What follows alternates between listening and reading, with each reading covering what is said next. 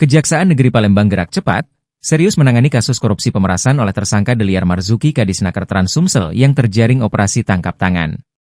Usai menggelar rilis penetapan tersangka Sabtu 11 Januari 2025, tim penyidik bidang Pitsus dibantu intelijen Kejari Palembang kembali menggeledah dan menyita sebuah rumah mewah milik tersangka Deliar Marzuki.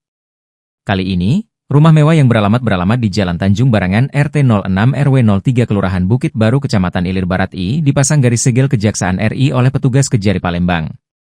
Rumah yang disegel pihak kejaksaan tersebut nampak sangat besar dengan aksen warna putih susu, serta dengan pagar yang tidak kalah mewah berwarna hitam dipadu cat keemasan. Dari informasi yang didapat, rumah yang tergolong mewah tersebut merupakan rumah yang baru dibangun sehingga dalam kondisi tidak berpenghuni. Salah seorang warga mengatakan, tidak mengetahui persis siapa pemilik rumah tersebut sebab hanya sesekali datang orang mengecek kondisi rumah. Sebelumnya, tim penyidik di Komanda Kepala Kejari Palembang juga melakukan penggeledahan pada beberapa lokasi rumah milik tersangka Deliar Marzuki.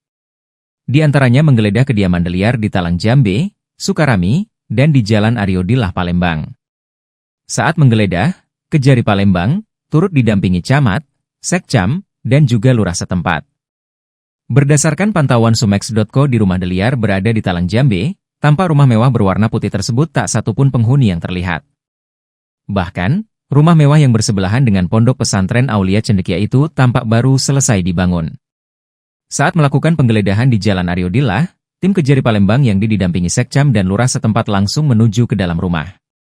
Kendati demikian, saat keluar dari rumah di Jalan Ariodillah, tim Kejari Palembang tidak membawa apapun dan langsung berpamitan dengan pemilik rumah. Kemana? Sini bang. Sini bang.